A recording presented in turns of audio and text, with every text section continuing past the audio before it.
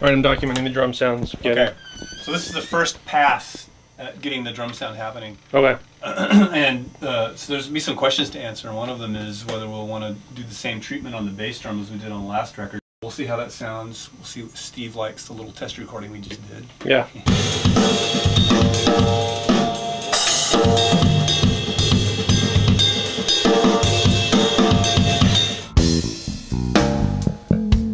Mr. Burns Casino, or just Mr. Burns as it's called, is the classic John Flitcraft composition. I call it like Flitcraftian. It kind of has a hint of evil to it, you know? It's got this super, super slow sludge fest funky thing.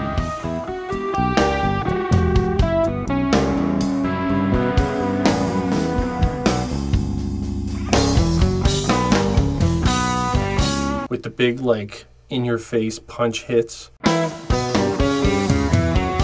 It just kind of finishes before you think it's gonna finish, and so the whole thing is just a big curveball. Yeah!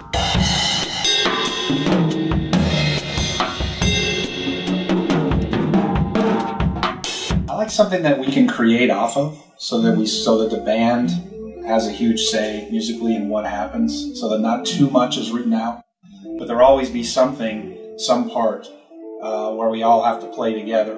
But off of that, there will be jam sections where just about anything can happen. Ready? Yeah. Here we go. 1, 2, 1, 2.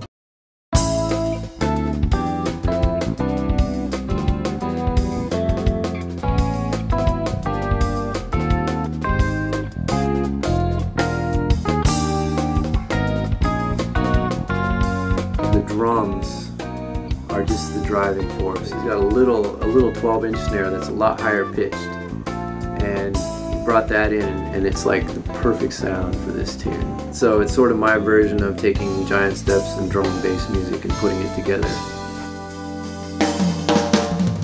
The middle section's got kind of this cool halftime groove that Jeff solos over. It's kind of a different direction for us.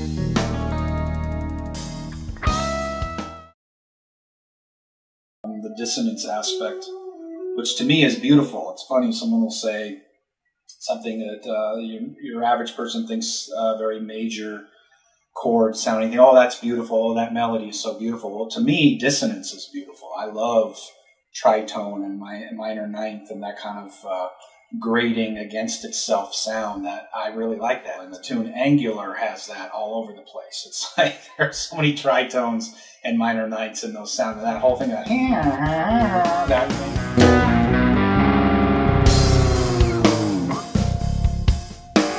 That one kind of has all the John Flitcraft trademarks. Unison lines between the guitar and bass, a lot of tritones, a lot of minor ninths, a lot of really, really crazy sounding stuff. I think it's a good example of busy playing that kind of like clicks together well, as opposed to just like stepping on each other a lot. The voices in my head are never wrong, which is written by John Flitcraft. Actually, it's our kind of like prog rock influences coming out. You know, the stuff that I'm doing there is really like from the Neil Peart influence. On the end, Steve gets to demonstrate his 30-second note double bass drum chops. So it's pretty fun. By the end, this tune is just total insanity. Okay, I just heard a noise outside. I'm really scared. I think Paul's rearranging the tune somehow. John, what are you gonna do?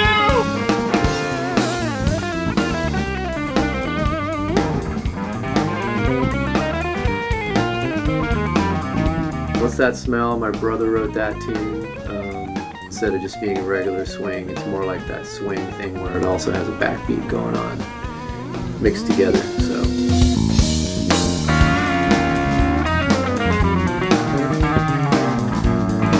It reminded me a lot of Tony Williams, and so I kind of decided to make it my homage to Tony.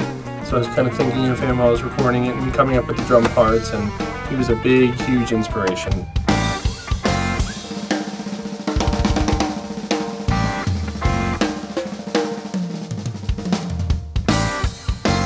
I think it's definitely going to be the best as far as the tunes of the 3 discs for sure.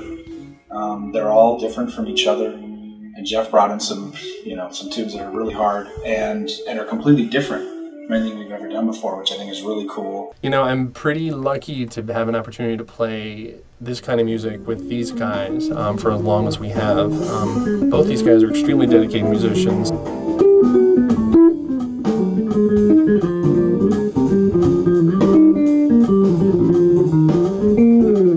Trying to get a little bit more lyrical with my soloing. I'm trying to get the lines to connect more.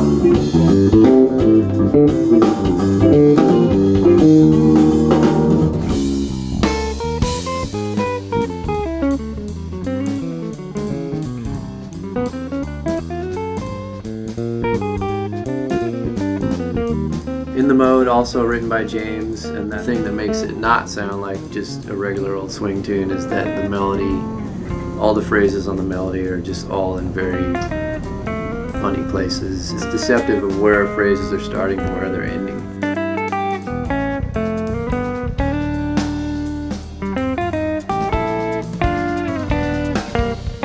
Every tune has at least one stubborn part. That's the thing. Like, this band is like, it's really challenging.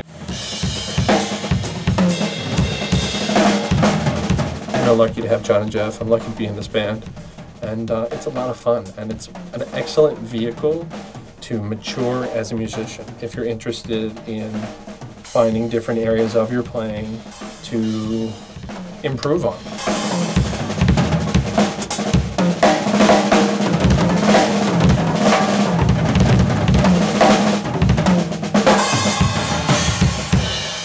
Hey, knock knock.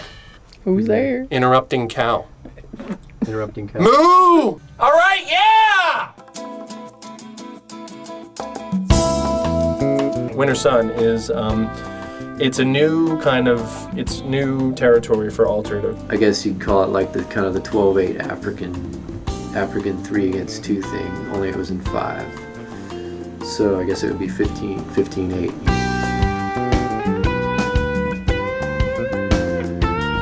So I took that and spent literally like 12 hours one day in front of my computer. I didn't move. Figured out this bass line that would fit the entire form of the song.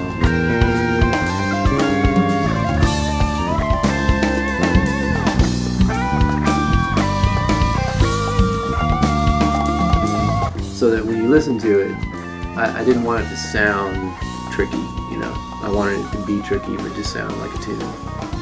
The final outro is like, it's this really big kind of emotional climactic thing that I end up kind of like blowing over at the end, and we're actually just going to fade it out.